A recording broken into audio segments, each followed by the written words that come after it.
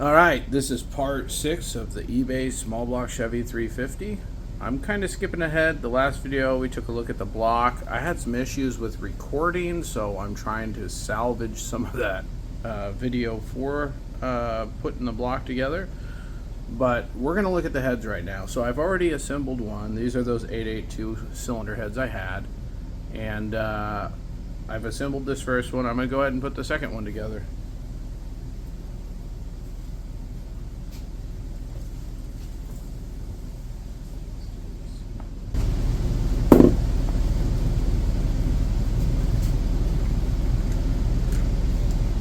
I'm going to put a little oil in the valve guides here.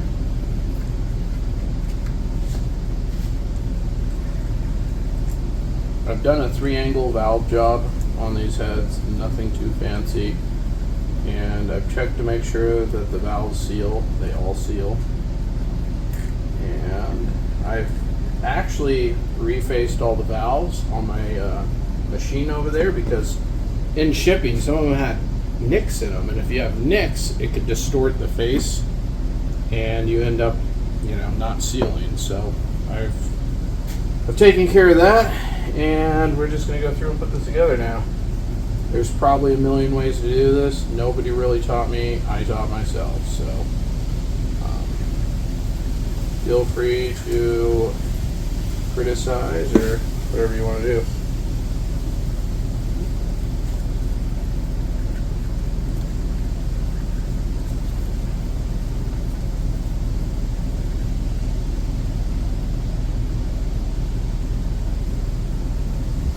Put a little oil on the surface of every one of these just so that I don't end up with any kind of rusting in case this thing sits for a while.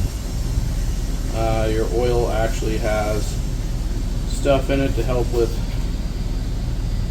preventing your internal parts from rusting. So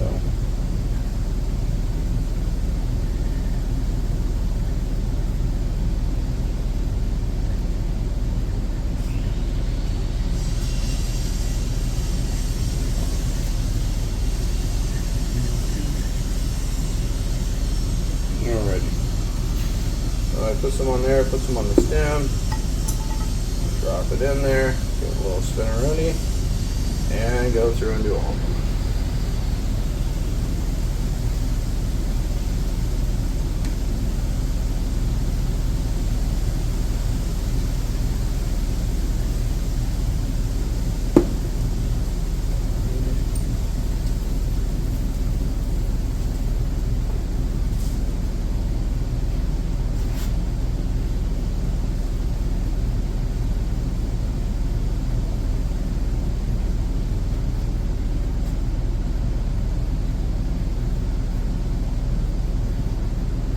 So I bought these valves obviously on eBay because these are the eBay small block Chevy 350 valves, or engine.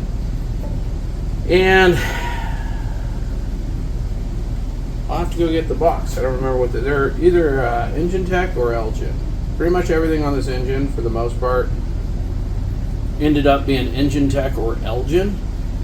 And that's just kind of how it worked out.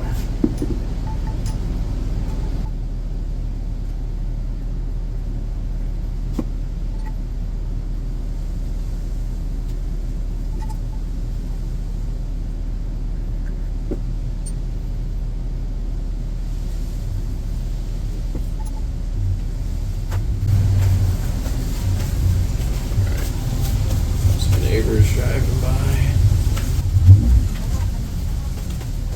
Alright, I'm gonna go like this. Hopefully I don't ruin all my nice fresh paint. Toss those down there. Slide this over here.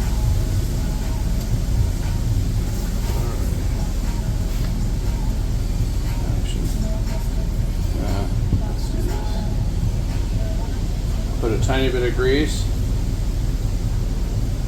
There's probably a million reasons why you shouldn't use grease, but this is what I've used. I've never had a problem with it. This helps me from struggling with the retainers falling and actually falling inside my spring compressor there. I'm trying to assemble it.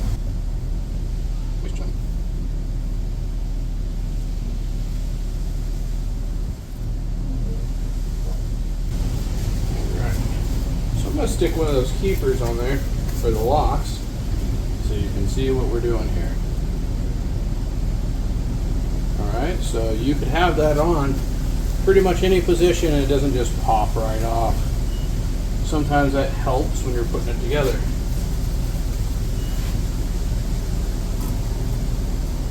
These are Z82 type springs for these Elgin springs, and they're basically plus 100 in install height.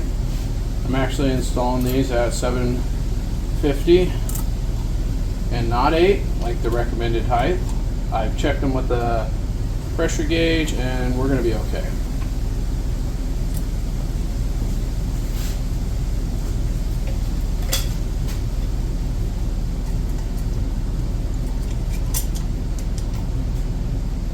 I wish I had a pneumatic one, but I don't.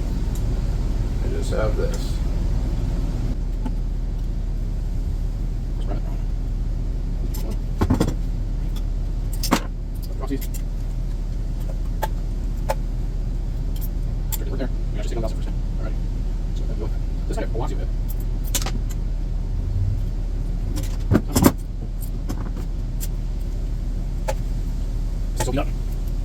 I use this thing for about 6 years now. It's just destroyed. I have to keep this in back. So we're going to have a couple more. I'll spring pressure in others.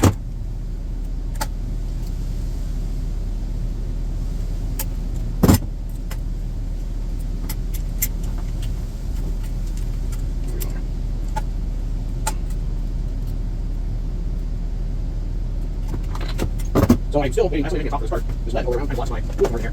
And so I got to the pocket. So.